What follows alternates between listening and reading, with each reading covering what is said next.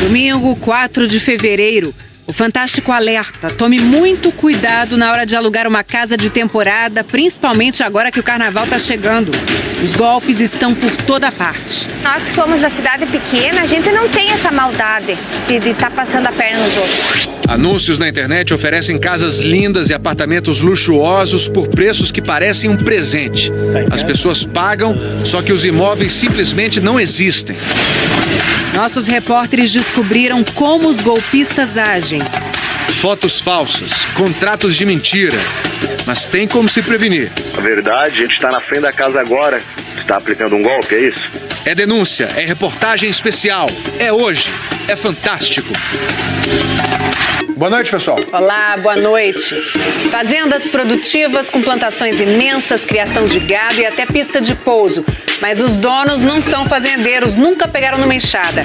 São traficantes. No ano passado, a Polícia Federal bateu recorde de apreensões de bens comprados com dinheiro do tráfico de drogas. Você vai ver agora o destino dessa riqueza toda.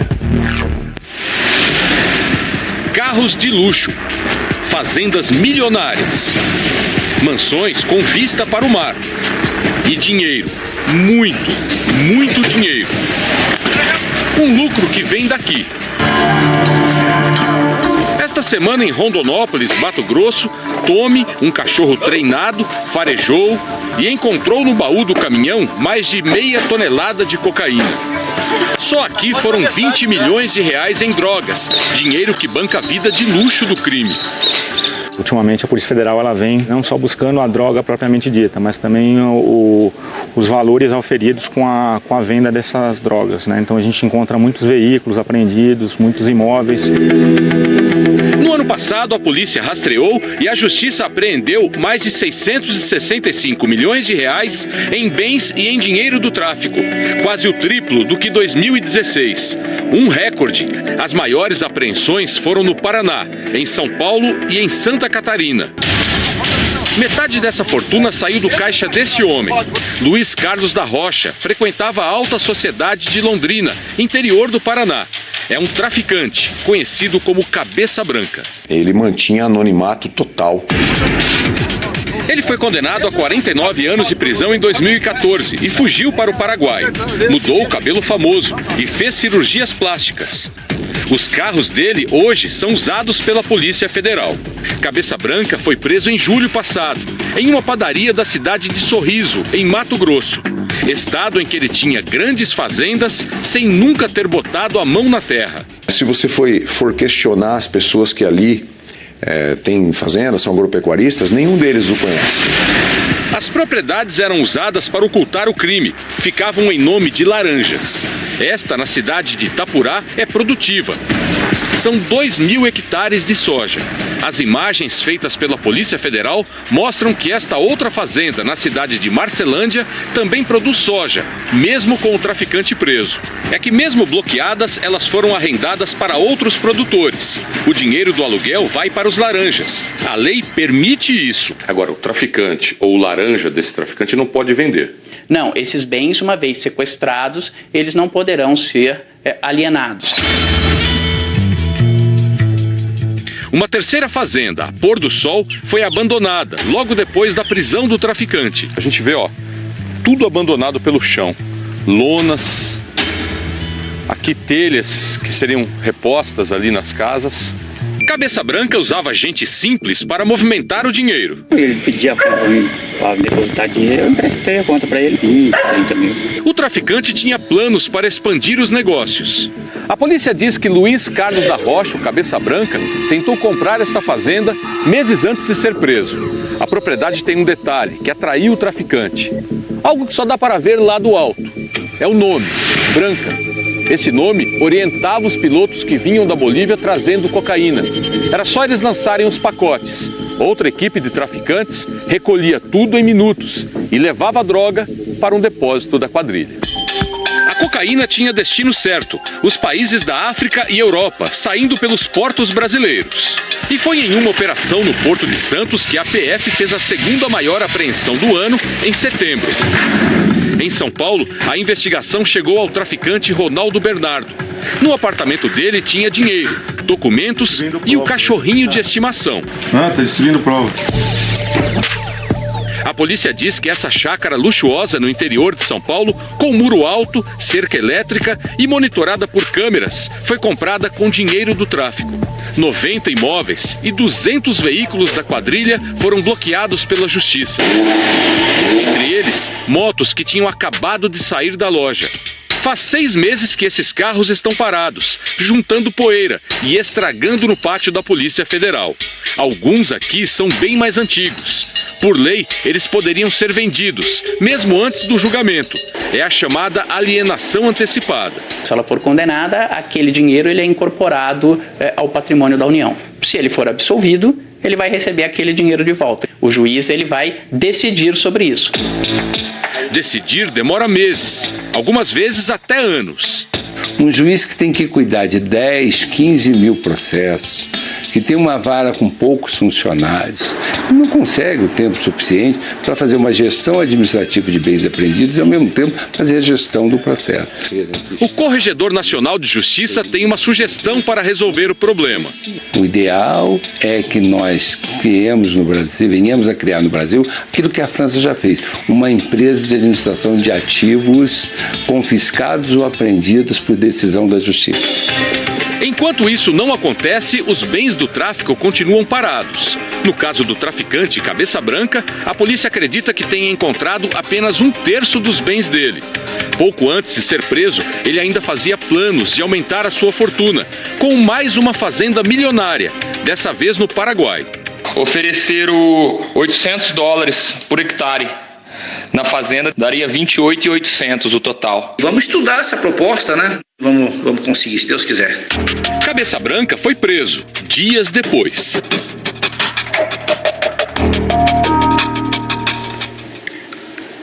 Uma doleira condenada na Operação Lava Jato voltou a ser investigada. Nelma Kodama cumpre pena por lavagem de dinheiro e corrupção, entre outros crimes. Ela foi companheira de Alberto Youssef e ficou conhecida depois que cantou Roberto Carlos na CPI da Petrobras. Agora, Nelma é suspeita de receptação de joias roubadas. Uma pedra preciosa, desejada e muito valorizada. No mercado de joias, os rubis, em geral, só não são mais caros que os diamantes. Esse conjunto com um par de brincos, um anel e um pingente está avaliado em R$150 mil. A mão que segura o brinco e usa o anel é da doleira Nelma Kodama, uma das primeiras condenadas na Operação Lava Jato. Nessa foto, que segundo a polícia foi publicada numa rede social, ela aparece ao lado de um homem, usando o conjunto completo. As fotos levaram Nelma a ser alvo de uma investigação aqui nesse departamento da Polícia Civil, que vai apurar o roubo e a receptação de joias e objetos de valor levados de uma mansão no bairro do Morumbi, área nobre de São Paulo. O crime aconteceu em agosto do ano passado. As câmeras de segurança mostram criminosos armados com fuzis dentro do imóvel. Não havia ninguém em casa no momento da ação. Os bandidos arrombaram o cofre e levaram objetos avaliados em mais de R$1 milhão.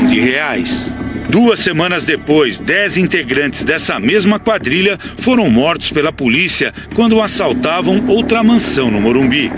Foi a dona dos rubis que entregou as fotos da doleira para a polícia.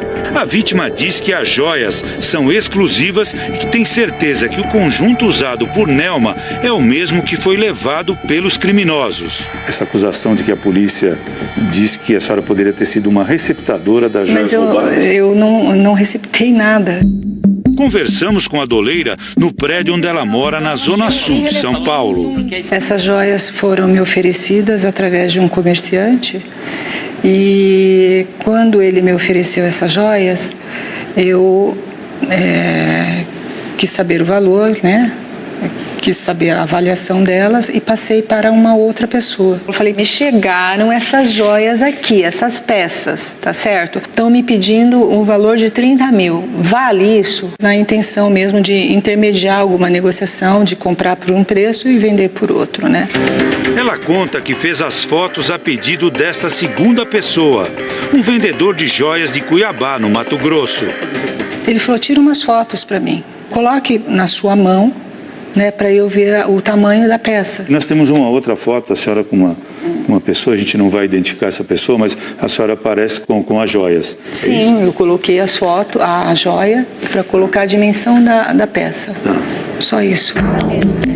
Nelma diz que o vendedor de Cuiabá, então, passou as fotos para outras pessoas. Entre elas estava a própria dona das joias, vítima do roubo. Ele passou para algumas pessoas, que eu acredito que foi para essa... Própria vítima. A própria vítima, né? Mas ele não falou nada, ele só falou, Nelma, é uma peça difícil de se comercializar porque não é uma coisa clássica ou não é uma peça barata. Então eu peguei e devolvi a peça. Devolveu, segundo conta, para a primeira pessoa de quem recebeu os rubis. Seria um receptador que passou essa joia? Não, essa pessoa é um comerciante que normalmente ele apresenta algumas joias de pessoas que precisam vender. Então, não tem origem de roubo nenhum. Só já tinha comprado outras joias? Já, mas nunca, isso no passado, né? Os nomes das pessoas citadas pela doleira não serão mencionados nesta reportagem porque as investigações ainda estão em andamento. Os investigadores fizeram uma operação de busca e apreensão na casa da doleira, mas não encontraram as joias. Ainda assim, Nelma é investigada pela polícia. Nelma levava uma vida de luxo antes de ser presa na Operação Lava Jato em 2014. A doleira fazia parte do esquema que movimentava o dinheiro da propina paga a políticos e diretores da Petrobras. E tinha uma relação íntima com o também doleiro Alberto Youssef, um dos principais delatores da operação. Ficou famoso o episódio em que ela cantou durante uma sessão da CPI da Petrobras na Câmara dos Deputados, quando foi questionada sobre a relação que mantinha com Youssef. Então, tem até uma música do Roberto Carlos, né? Amada amante, amada amante, não é verdade? Condenada pela justiça, Nelma cumpre a pena em regime aberto diferenciado. Não pode sair de casa à noite e nos fins de semana e tem que usar tornozeleira eletrônica.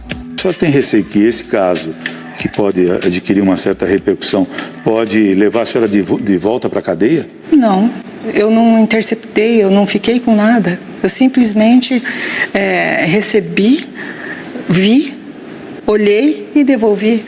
Qual é o crime? Mas para a polícia, ela é suspeita de ter receptado os rubis roubados na mansão do Morumbi.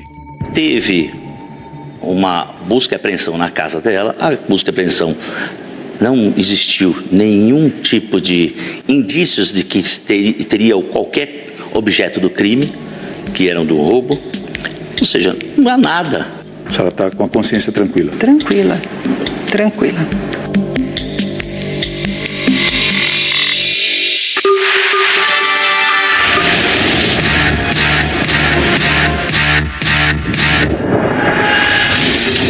O Fantástico de hoje destaca também. Cristiane Brasil, exclusivo. Numa gravação, a deputada impedida de assumir o Ministério do Trabalho pede votos, constrange servidores e ameaça. Se eu perder a eleição de deputada federal, no dia seguinte eu perco a secretaria. No outro dia, vocês perdem emprego. Ceará. 7 pessoas já foram assassinadas. Rio de Janeiro. Nós estamos na linha de tiro, sempre. O diário de 2 guerras e do medo que virou rotina. E a areia da praia, tá limpa? O Fantástico fez o teste. Vou colocar um sapato agora. O rato tomando banho. É isso mesmo? O detetive virtual tá chegando para desvendar esse mistério. É daqui a 30 segundos, famoso meio minuto. Aguenta aí. Mistérios que circulam na internet. E hoje é um mistério especial. Quem pediu pra gente desvendar essa foi o Guilherme, de Cruzeiro, São Paulo. Fala aí, Guilherme. Oi, pessoal do Fantástico. O ratinho tomando banho é de verdade ou mentira? aqui. E também o Rui do Rio Grande do Sul. Recebi essa semana um vídeo muito curioso. E o Lucas do Piauí. Essa semana eu tava navegando nas redes sociais. E o outro Lucas de Alagoas. Recebi um vídeo muito estranho. E a Cláudia de Sergipe. Um rato tomando banho. E a Shirley do Ceará. Um ratinho tomando banho. O Sidney do Paraná. Vai tomar banho igual gente. O Storari de Rondônia. Como se fosse gente. E o Fernando de Minas Gerais. Será verdade isso? E a Maria Clara de Goiás. Chama detetive virtual. Fora tantos outros que não estão aqui. Beijo, Tadeu. Tchau. Beijo, Guilherme. Que isso, rapaz. Eu não me lembro de um vídeo tão pedido pro detetive virtual. Você já deve ter visto, mas vamos ver de novo, né? O famigerado vídeo do rato tomando banho. Olha aí. Parece mesmo que o ratinho tá tomando banho em pezinho. Olha lá. Uma espécie de tanque, se ensaboando. Que isso, rapaz? Olha lá. Limpando até ali atrás um pouquinho. Cabeça. Parece gente se ensaboando. Mas pera um pouquinho. Rato toma banho? Rato tem habilidade para se ensaboar? Aliás, será que isso é um rato mesmo? Será que isso é uma cena de um filme? Chegou a hora da verdade. Ou da mentira. Mestre de todos os mistérios, o povo clama pelos seus serviços, pode vir. O detetive virtual vai investigar essa história do banho de rato. E você tá achando que o rato tomando banho é verdade ou mentira? Tem truque nessa história ou é pra valer? Vá ao site do Fantástico e dê sua opinião. A gente volta já já com a resposta. Na areia da praia tem, porque na areia tem frescor, tem criança brincando, tem, porque na areia tem. Tadeu, quando você era criança, fazia castelinho na areia, ou então ficava enterrado, até o pescoço, assim, ó. Claro! Quem nunca fez isso, né, Poliana? Ficava rolando na areia, parecia uma milanesa. Essa é clássica. Essas brincadeiras são uma delícia, mas claro, se a areia estiver boa, né? Se estiver contaminada... É um risco para a saúde. O Fantástico fez um teste para saber a situação das praias do Brasil. Você acha que os bichinhos que estão aqui são os únicos bichinhos que tem nessa areia? Sim. Isabelle, tem mais bichinhos fazendo companhia para os seus dinossauros. Esses fungos e bactérias apareceram no teste que o Fantástico fez da qualidade da areia em 6 praias do Brasil. Na região sul, fomos para Tramandaí, Rio Grande do Sul, e Balneário Camboriú, Santa Catarina. Várias doenças que você pode adquirir com a sujeira da água, né, e da areia. No Nordeste, Praia do Futuro, Ceará, e Barra, Bahia. Normalmente eu ando de chinelo, não deito diretamente na praia, sempre com uma toalha. No sudeste do país, Copacabana, Rio de Janeiro. Tem areia onde? Me fala. Na perna, na barriga, no braço. E Pitangueiras, no Guarujá, São Paulo. Mostra sua mãozinha pra mim. Tá toda cheia de areia. Coloca a mãozinha assim toda hora no olho, tem que ficar com a canga pra tá limpando.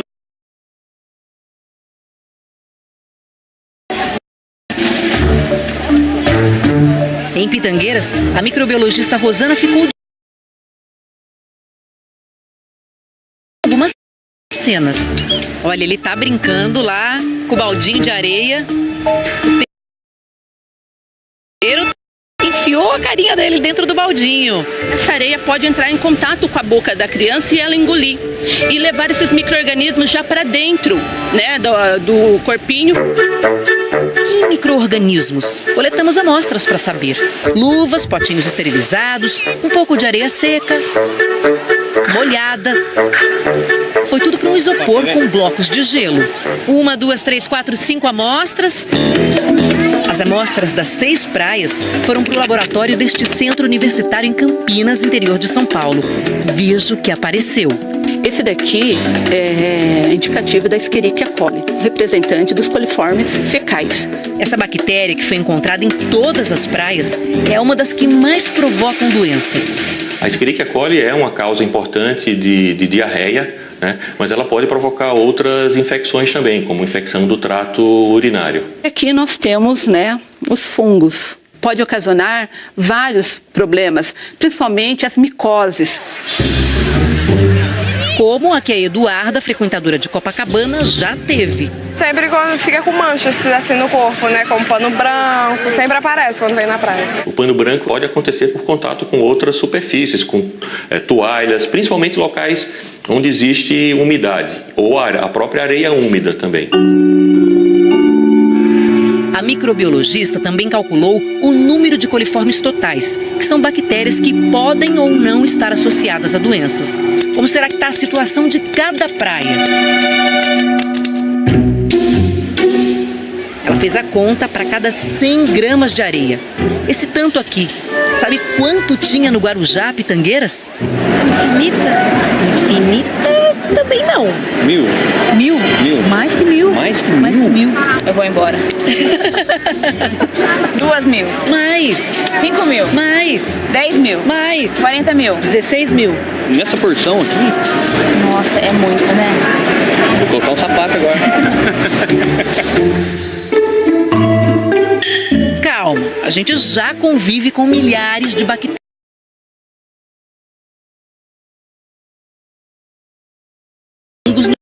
no dia a dia. A contaminação normalmente acontece quando a pessoa ingere a areia. É a criança que coloca a mão na boca, é o indivíduo que mexe na areia e que não higieniza suas mãos antes de manipular algum tipo de alimento ou antes de se alimentar. Por isso que tem que lavar bem o rosto e as mãos. Apesar de um número tão alto, 16.000 bactérias por 100 gramas, a areia de Pitangueiras não está numa situação ruim, não. No Brasil, não existe uma lei que determine padrões para a classificação da qualidade das areias das praias. A Secretaria do Meio Ambiente do Rio de Janeiro criou suas próprias normas para analisar as areias das praias cariocas. E a gente usou como referência essa resolução. Até 20.000 bactérias por 100 gramas é considerada uma classificação boa. É o caso de Pitangueiras. De 20 a 30.000, a qualidade da areia é regular. E para ser uma areia não recomendada, é preciso ter mais de 30.000 bactérias por 100 gramas. Nenhuma das areias coletadas nas praias está nessa situação. Copacabana, Praia do Futuro, Balneário Camboriú, Tramandaí e Porto da Barra se classificaram como ótimas, segundo os padrões da norma. Porto da Barra foi a que tinha menos bactérias. Sujeira é o cenário ideal para a multiplicação de micro-organismos.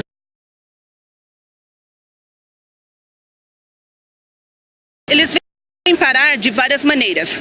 Por exemplo, através dos animais de ruas, como cães e gatos, os alimentos que são deixados na praia, como lixo, e isso acaba contaminando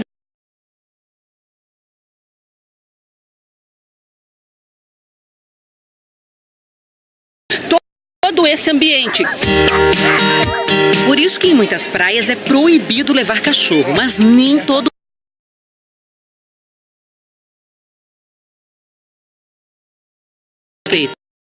Para dar aquele recado, a gente chamou o J. Júnior, um gari que manda ver na internet.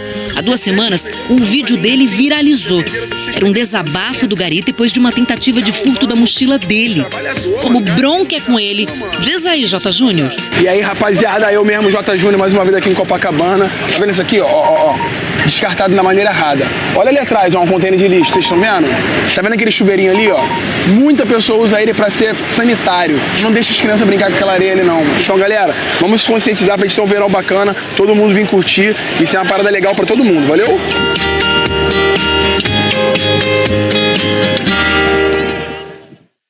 Ótimo recado dele. Ó, só para lembrar, a pergunta que o Tadeu fez agora há pouco, as imagens daquele ratinho tomando banho são verdade ou mentira? Tá vendo esses balãozinhos verdes aqui e esses xizinhos vermelhos do lado de cá? Cada um deles tá votando agora em tempo real e a maioria tá achando que é verdade. Não votou ainda não? Então corre que dá tempo. A resposta quem vai dar, você sabe, é o detetive virtual Olha, o pessoal que votou lá no nosso site tá botando fé, olha lá. 59% disseram que o vídeo é verdade. E aí, Tadeu, o que o detetive virtual descobriu, hein? Tá bem, Poliana. Vamos ver se o pessoal tá esperto mesmo, hein? O vídeo em questão é esse aqui, ó. Tá aí um ratinho, numa boa, em pé, tomando banho, se ensaboando, parecendo uma pessoa. Esquisito, né? O povo pediu e o detetive virtual atendeu. A investigação começou no Acre. Foi no zoológico de Rio Branco que o detetive descobriu a primeira pista. O animal em questão não é um rato, é uma Dinomes brennecki. Vou repetir para vocês. Dinomes brennecki. Mas tudo bem, esse é só o nome científico. A gente pode chamar de pacarana. E o detetive descobriu mais. Descobriu que essa é uma espécie inteligente, inofensiva e que está em extinção. E claro, também é muito bonitinha. Olha elas aí, simpáticas, tranquilas, dóceis, comendo suas frutinhas. Mas não tem nenhuma delas tomando banho. Será que pacarana toma banho? O detetive encontrou alguém que manja do assunto. Praticamente um pacaranólogo. Como vários outros animais, né, os animais têm o costume de se limpar. E qualquer outra coisa que tenha um cheiro diferente, uma textura diferente, o animal naturalmente, instintivamente vai querer tirar isso do corpo o mais rápido possível. Entendi. O Renato é veterinário, trabalha no zoológico de Huachipa, no Peru. Olha lá ele cuidando das pacaranas. Mas tá bem, Renato, se elas não tomam banho com sabão, então o vídeo é montagem? Não, o vídeo é verdadeiro. Mas as pacaranas do Acre eram bem maiores que essa. Será que não é montagem mesmo? No vídeo é pequenininho porque é um filhote. E por que ele faz esse movimento com as patas? É só porque ela tá com desespero mesmo de tirar aquilo mais rápido possível do corpo dela. Tadinho do bichinho, gente. Bom, mas tá explicado, né? Não é rato e nem tá tomando banho. Mas esse vídeo aí não tem truque nenhum. Esse vídeo, infelizmente, é verdade. Não tem nada de truque, mas tem coisa pior. Olha aí o recado do Renato. É muito importante respeitar os animais e não fazer esse tipo de coisa. Colocar chapéuzinho, colocar óculos para tirar foto, ou fazer o bicho fazer alguma coisa diferente para conseguir um vídeo legal. Isso tudo é caracterizado como maus tratos, tá? Isso é aquilo. Pra falar a verdade, a gente nem queria exibir esse vídeo, sabia? O bichinho sofrendo. Mas como já estava circulando muito na internet, a gente achou melhor mostrar, dar o recado e pedir para ninguém fazer nada desse tipo. Combinado?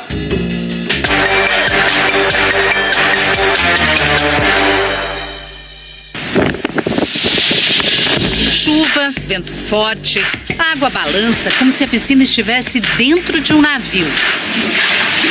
Apavorante isso aqui, apavorante. Mas as cenas foram gravadas num dos últimos andares do edifício mais alto do país, em Balneário Camboriú. São 177 metros de altura, um prédio de luxo com apartamentos que custam em média 10 milhões de reais. Entramos em um muito parecido com aquele das imagens. Essa piscina aqui é igualzinha àquela que a gente viu no vídeo. Não é muito grande, tem 17 metros quadrados. A água aqui transbordou e escorreu pelas bordas durante a tempestade porque o prédio balançou um pouquinho. A pergunta é normal um prédio balançar? Não só normal, como nós esperamos que aconteça isso. Os cálculos são feitos todos para que aconteça isso. O prédio balança por causa da força do vento. No dia em que a piscina transbordou, um morador do prédio vizinho gravou as imagens da tempestade. A chuva vinha de baixo para cima, foi incrível. A gente ficou até meio assustado, assim, com a intensidade do vento, bem forte mesmo. Quanto mais alto, maior é o balanço. Essa capacidade de ir e voltar deve ser calculada para que o prédio suporte a força do vento sem sofrer danos. Se a construção não oscilar, a estrutura pode até romper. Qualquer edifício deve ser projetado para fazer esses movimentos. Normalmente eles são tão suaves que uma pessoa dentro de um apartamento nem percebe. Esse engenheiro acredita que o prédio onde o vídeo foi gravado balançou cerca de 10 centímetros e que a moradora só percebeu o movimento porque tinha uma piscina dentro de casa. Se nós imaginarmos que essa régua se comporta como um edifício, quando sofre a ação do vento, né, ele vai oscilar e vai voltar para a posição de repouso. Ocorre que a água, ela se comporta diferente do edifício, então ela vai oscilar em tempo e intensidade diferente e vai parecer então que é mais intenso do que realmente é. Se as oscilações estiverem dentro do limite aceitável, que é o que parece, não representa risco. Seu Antônio tem um apartamento aqui no 21º andar e diz que nunca percebeu nenhum movimento no prédio. O senhor não tem medo? Nenhum, zero. Não tem como ter medo porque não há perigo, não aconteceu nada. O edifício passou por uma vistoria técnica e não foi encontrada nenhuma rachadura ou qualquer outro tipo de problema depois da tempestade. Para seu Antônio, que adora essa vista, não existe lugar melhor nem mais seguro. Eu estou muito tranquilo aqui e digo mais, balneário é bom demais.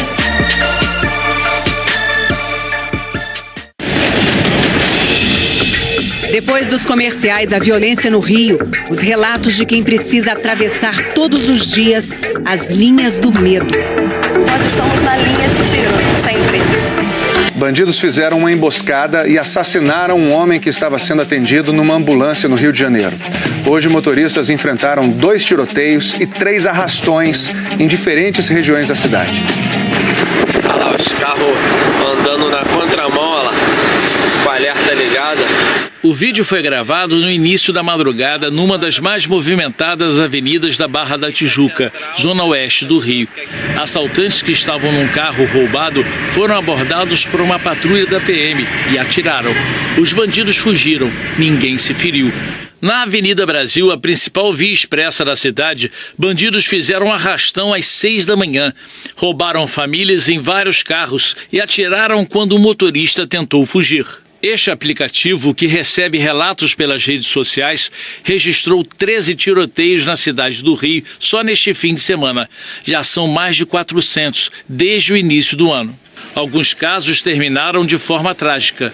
Parentes e amigos fizeram um ato hoje em homenagem a Samuel Coelho, de 24 anos. Ele foi atingido por uma bala perdida no último fim de semana, num tiroteio na Tijuca, zona norte da cidade.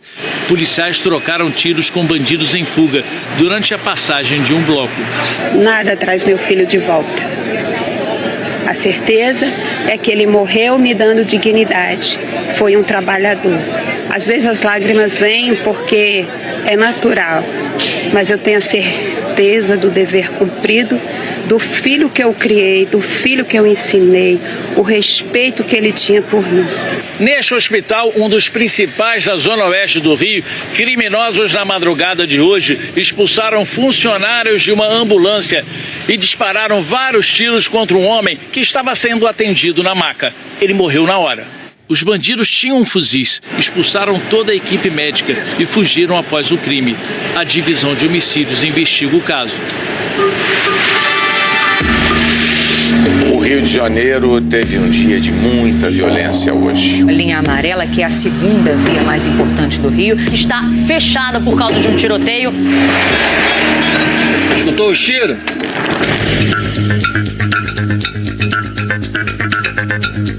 Todo mundo aqui parado, o bar tá comendo aqui.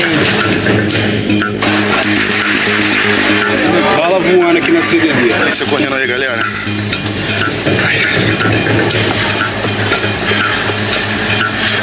Te confesso que eu tenho vontade de ir embora daqui. Muita. E você luta consigo mesmo. Eu preciso ir. Você até não quer, mas você precisa. Então, você coloca a necessidade na frente do teu medo e vai. É isso que eu faço todas as manhãs.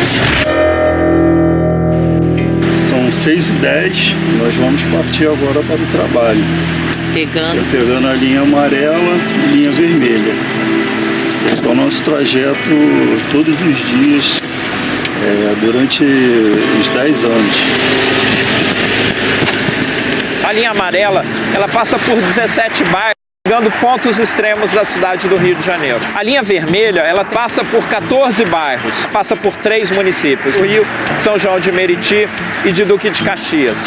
Linha vermelha se conecta com a linha amarela, a gente tem então como se fosse uma letra T, que liga três pontos extremos da cidade. Na região central, você tem a região da zona norte do aeroporto internacional e você tem a região da área oeste da cidade e Baixada e outras regiões do estado. A linha vermelha e a linha amarela, elas também ligam territórios que são controlados pelo poder paralelo. Consequentemente, quem controlar essas vias expressas, controla a cidade.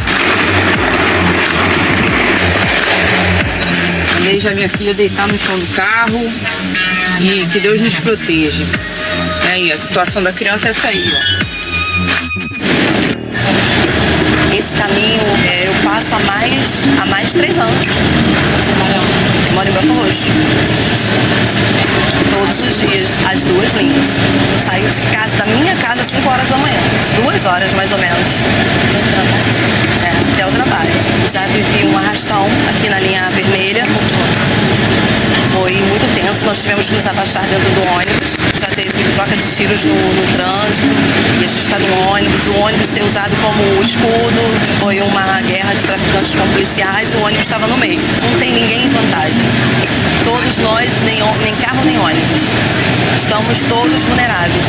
Quantos quilômetros são da casa de vocês até o trabalho? A faixa de 40 quilômetros. Pegamos tiroteio, assalto, arrastão. Aqui para a entrada da linha amarela, nessa esquina aqui na frente, um dia a gente estava saindo aqui, o carro atravessou na nossa frente e quando a gente parou, passou um rapaz de bicicleta e eles desistiram da gente e foram pegar o rapaz de bicicleta, levaram mochila, relógio, celular, que tem essas 2 comunidades de um lado e do outro. A gente já passou por um intenso tiroteio aqui, nós tivemos que descer e deitar no chão e o tiro comendo. A linha amarela, ela passou a ser então uma via de reorganização desse grande território da cidade. Entretanto, quando ela foi construída, houve mais atenção com a via do que com as bordas da via. E nessa indefinição urbanística, essas áreas passaram a ter e até hoje tem um crescimento informal. Na linha amarela, a gente tem determinados pontos em que comunidades que são estritamente controladas pelo crime tangenciam a linha ou são atravessadas pela própria linha, né? Isso faz com que todas as pessoas que circulam no corredor viário se tornem reféns dessa criminalidade. Eu já passei por várias situações de assalto, eu já estive na mira de fuzil na linha amarela, com vários celulares e na saída da amarela eles desceram. Você pensa assim, a qualquer momento uma arma daquela pode disparar e você, inocente, voltando do trabalho, morrer.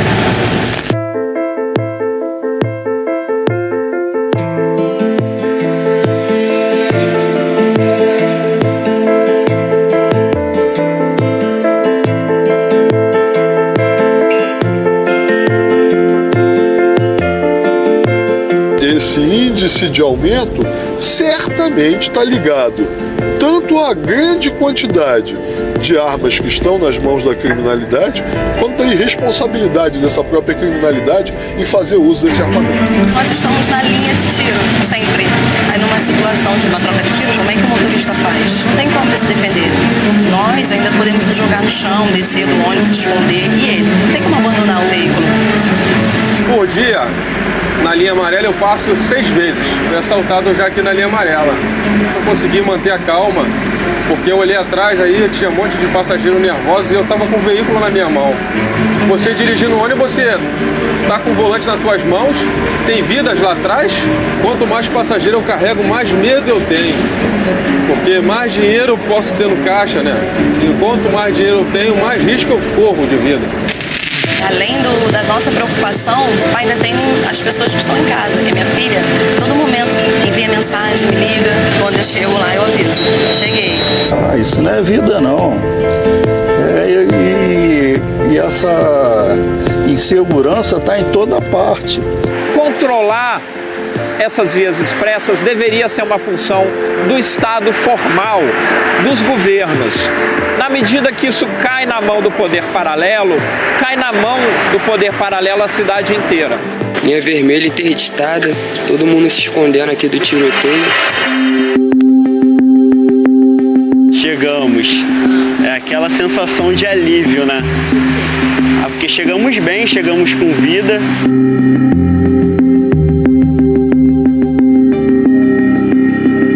Agora é o momento que eu ligo pra filha. Alô, filha? Oi, mamãe chegou, tá bom? Correu tudo bem nas vias. Beijo, até daqui a pouco. Agora eu tô aliviada. Segunda começa tudo de novo. Todo dia a mesma coisa, né, cara? É assim que a gente vive no Rio de Janeiro. É assim que nós estamos vivendo, sobrevivendo. A Secretaria de Segurança do Rio de Janeiro disse em nota que as polícias civil e militar têm feito o possível para diminuir a violência com estratégia e planejamento. Informou ainda que em 2017, 9.000 armas de fogo foram apreendidas em todo o estado.